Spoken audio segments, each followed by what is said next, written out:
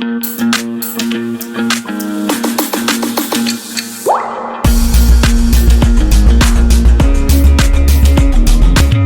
Trade और foreign investment.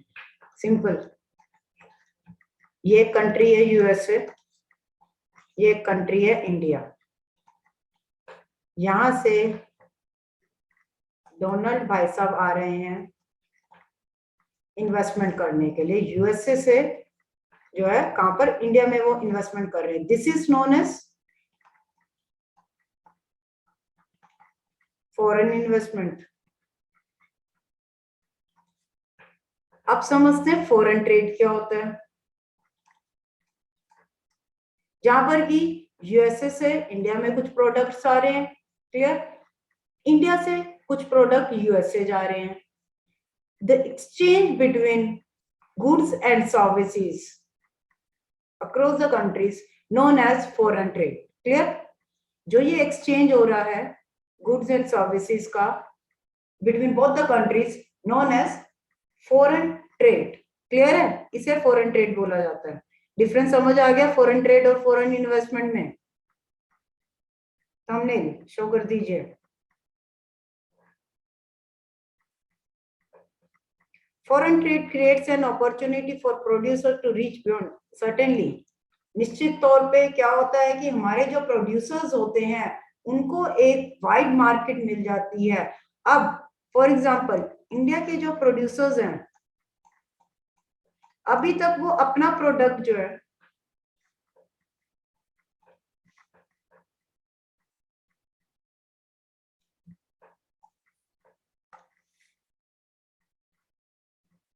देखिए, India के जो प्रोड्यूसर हैं वो अभी तक अपना प्रोडक्ट कहां पर बेच रहे थे? अपनी ही मार्केट, अपनी ही कंट्री में। डोमेस्टिक मार्केट थी उनकी, लोकल मार्केट थी। अब फॉरेन ट्रेड से फायदा क्या हो रहा है कि ये जो प्रोड्यूसर है इसको अपने प्रोडक्ट को दिखाने का मौका जो है बाहरली कंट्री यूएसए में भी इसको मिल रहा है। तो प्रोड्यूसर पॉइंट ऑफ व्यू से एडवांटेज बता रही हूं कि इस प्रोड्यूसर की जो है मार्केट जो है एक्सपेंड हुई है।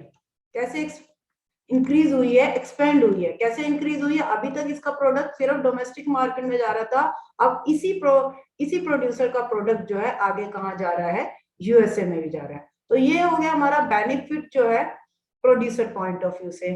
अब बात करते हैं कि कंज्यूमर पॉइंट ऑफ व्यू से क्या बेनिफिट होगा।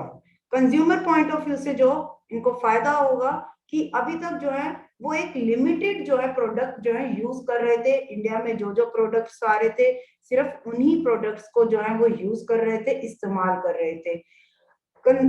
अब अगर यूएसए के भी प्रोडक्ट्स जो हैं हमारे पास आने लग गए, हमारे कंज्यूमर्स को, हमारे देश के कंज्यूमर्स को मिलने लग गए, तो क्या फायदा हो जाएगा? उनको एक वर्ल्ड क्लास और अच्छी क्वालिटी के प्रोडक्ट्स जो है मिलेंगे।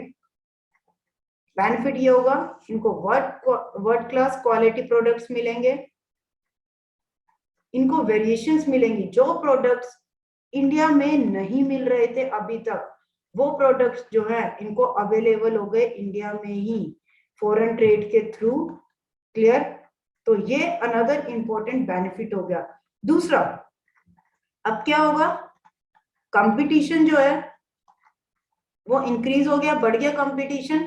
क्लियर, क्योंकि दोनों जगह ही गुड्स आ रहे हैं, एक तरफ आ रहे हैं, एक तरफ जा रहे हैं, तो कंपटीशन जो है इंक्रीज हो गया। अब इससे कंज्यूमर को क्या फायदा मिलेगा? जब हमारा कंपटीशन इंक्रीज होता है तो हमारा जो प्राइस है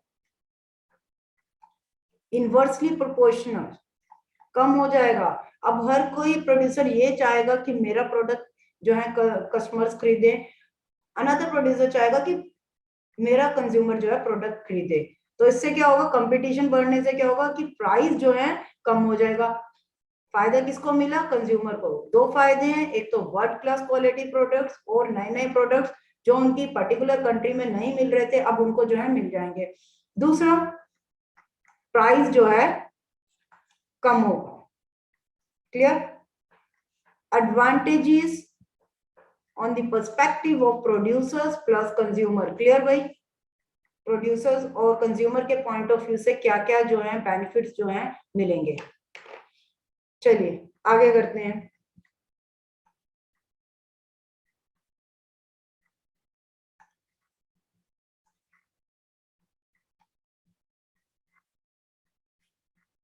फॉरेन ट्रेड, क्या इनका कोई डिसएडवांटेज भी है फॉरेन ट्रेड का, या प्रोड्यूसर्स के ऊपर या कंज्यूमर के ऊपर, क्या इनका कोई डिसएडवांटेज भी है? वी विल स्टडी, अभी बताऊंगी व्हाट आर द डिसएडवांटेजेस।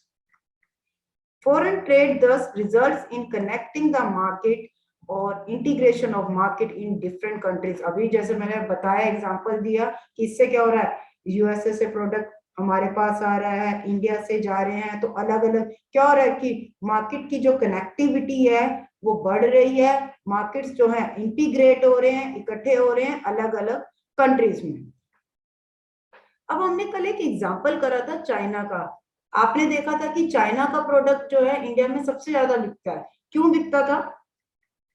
क्योंकि इनका प्राइस जो है बहुत ज्यादा लो होता था कंपैरेटिवली लोकल प्रोड्यूसर, और हम लोग मैक्सिमम जो है इन्हीं का ही प्रोडक्ट जो है खरीद रहे थे। चाइना ने अपना प्रोडक्ट इंडिया में जो है 5 रुपए का बेचा। क्लियर? अब वही सेम प्रोडक्ट इंडिया में कितने का बिक रहा है? 10 रुपए का। तो सीधी सी बात है, अब क्या हो रहा है, हो सकता है इन लोगों को यहाँ पर कॉस्ट जो है ज्यादा पड़ रही है, इसलिए जो है इन्होंने 10 रुपीज रेट करा है। अब जैसे ही चाइना जो है अपना प्रोडक्ट जो है इंडिया में बेचेगा, तो इंडिया के जो लोग हैं वो बहुत तेजी से जो है इनके प्रोडक्ट को जो है खरीदेंगे। अब यहाँ पर लॉस किसको हो रहा है? डिसएडवांटेज की बात कर रही हूँ, प्रोड्यूसर को। जो हमारे इंडियन प्रोड्यूसर्स हैं वो किस में जा रहे हैं? लॉस में। सीधी सी बात है, कोई भी कंज्यूमर होगा, एक प्रोडक्ट 5 का मिल रहा है, एक 10 का, तो कौन सा लेगा? 5 रुपए वाला सेम प्रोडक्ट। क्लियर है? 10 वाले को नहीं। इससे क्या हो रहा था कि हमारी जो लोकल मार्केट है वो कहीं ना कहीं उनका डाउनफॉल होना शुरू कर हो गया। और एक मोमेंट ऐसा आया, चाइना के प्रोडक्ट्स इतने बिकने शुरू हो गए थे, चाइना's product market was flooded with these goods। यानी कि हमारे इंडिया में जो है इनके इतने प्रोडक्ट्स आए, इतने बिके कि हमारे प्रोड्यूसर, इंडियन प्रोड्यूसर्स को जो है बहुत लॉस होना शुरू हो गया, जिसके कारण जितनी भी छोटी छोटी शॉप्स थी, छोटे छोटे बिजनेस थे, उनको इतना नुकसान हुआ। एक मोमेंट ऐसा आया कि उनको अपनी शॉप्स को जो है बंद करना पड़ा, उनके जो है बिजनेस जो है, स्मॉल बिजनेस जो है वो जो है बंद हो गए थे। अब इस चीज को जो है हम बचा सकते थे कैसे? इंडिया की गवर्नमेंट। अब इंडिया की गवर्नमेंट इस चीज को कैसे प्रोटेक्ट कर सकती थी? एक आपने नाम सुना होगा, ट्रेड बैरियर। ट्रेड बैरियर नाम सुना है? ललित वीडियो ऑन कर लीजिए, जल्दी वीडियो ऑन करो। पवित्र, रोहित, राजवीर, अंश, नवजोत, वंश राणा, सबके सब वीडियोस ऑन करके बैठो जल्दी। बेटा मैं रिमूव करूंगी क्लास से, मतलब मजाक थोड़ी ना चल रहा है ये ऑनलाइन क्लासेस। राजवीर, नवजोत, उज्जवल, चलिए समझते हैं ये ट्रेड बैरियर क्या होता है। पहले तो हैंड रेज करो, ट्रेड बैरियर क्या होता है?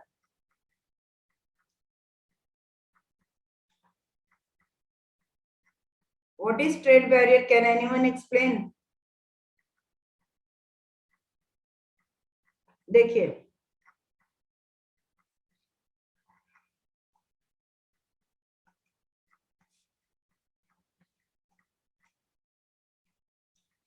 चाइना से कोई प्रोडक्ट जो है बनकर इंडिया में आ रहा है, ये लोग जो है चाइना वाले अपना प्रोडक्ट जो है इंडिया में बेचना चाहते हैं, तो इंडियन गवर्नमेंट क्या कर सकती थी? यहाँ पर जो है इनके प्रोडक्ट पर जो है टैक्स लगा सकती थी। Clear? Imposition of tax, tax impose जो है ये लोग कर सकते थे। अब ये टैक्स इम्पोज हो जाएगा, जो इनका 5 रुपीज का प्रोडक्ट है, अब इंडिया ने टैक्स लगा दिया, टैक्स लगा के मानो 6 रुपए का टैक्स लगा दिया, तो वो प्रोडक्ट कितने का बन गया, 11 का। और हमारे इंडिया के जो प्रोड्यूसर्स थे वो इसी प्रोडक्ट को 10 रुपीज में बेच रहे थे।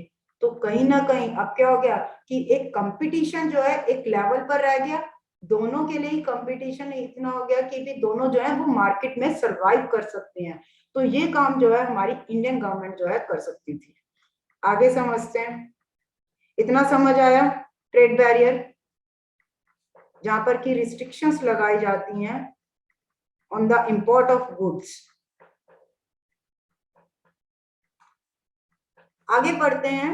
ग्लोबलाइजेशन के पर्सपेक्टिव से अब हमने स्टडी करना है फॉरेन इन्वेस्टमेंट। सीधी सी बात है, अगर हमारे ज्यादा से ज्यादा पैसा जो है इन्वेस्ट होगा, यानी कि बाहरली कंट्री हमारी कंट्री में करेंगे, ज्यादा इन्वेस्टमेंट होगी तो पैसा उसी पर्टिकुलर कंट्री में, इंडिया में ही रह जाएगा ना। तो उससे क्या होगा, फॉरेन ट्रेड भी इंक्रीज होगा।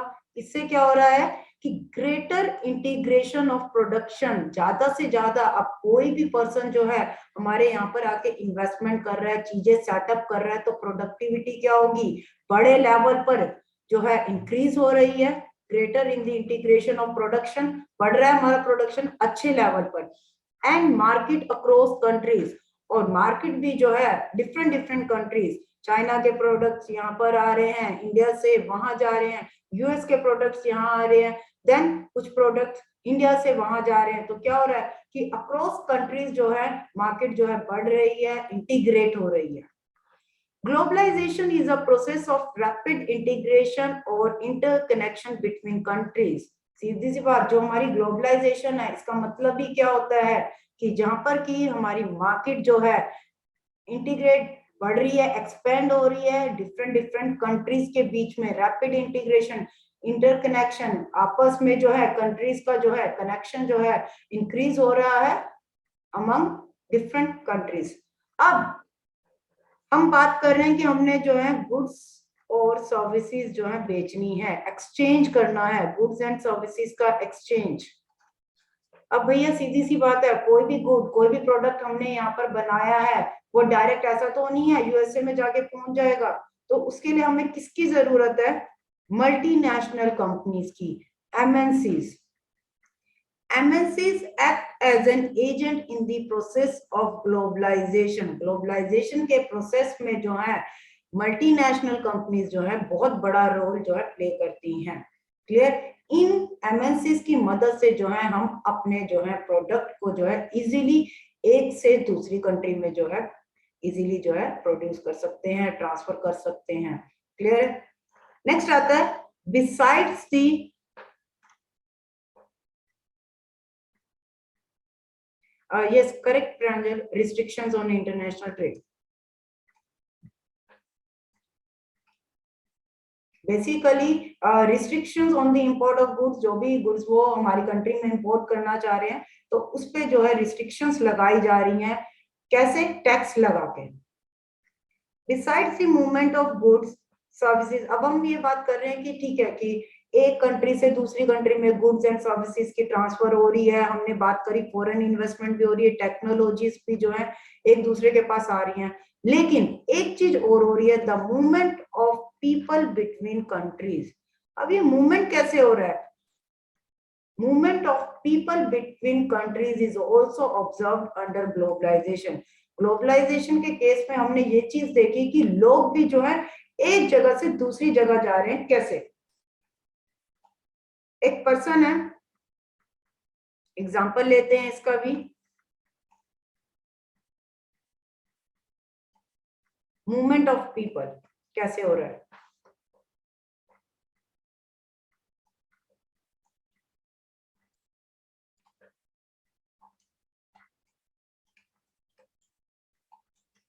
अब एक जगह से दूसरी जगह लोग कैसे मूव कर रहे हैं, ध्यान से देखना। एक पर्सन है इंडिया, वो इंडिया में स्टडी कर रहा है, उसने इंडिया में स्टडी करके आगे जो है आईआईटी में उसने पढ़ाई करी, जहां से क्या होती हैं प्लेसमेंट्स। अब आईआईटी में जो प्लेसमेंट्स होती हैं छोटी मोटी कंपनीज नहीं आती हैं, यूएस की कंपनी आती है, एग्जांपल लेते हैं हम यूएस के एक company known as Google. Google क्या करती है, फ्रेशर्स को उठाती है, ग्रेजुएट्स को उठाती है आईआईटी से, और वो कहाँ ले आते हैं, यूएस में, उन बच्चों को उठा के। यानी कि वो बच्चा कहाँ स्टडी उसने इंडिया में करी, लेकिन उसको जो है बेटर जॉब अपॉर्चुनिटीज हम कह लो, या फिर हम कह लें बेटर एम्प्लॉयमेंट अपॉर्चुनिटीज जो है इन लोगों को मिलती है। कहां पर, फिर वो आगे जो है अपनी गूगल की ब्रांच में जाके जो है उनको जो है जॉब दे देते हैं। सो मूवमेंट ऑफ पीपल भी होता है ग्लोबलाइजेशन के प्रोसेस से। समझ आया ये कंसेप्ट? Clear everyone? पूरा वीडियो देखने के लिए और लेटेस्ट एग्जाम अपडेट्स जानने के लिए डाउनलोड करें कैरियर डिफेंस स्कूल का एंड्रॉयड ऐप।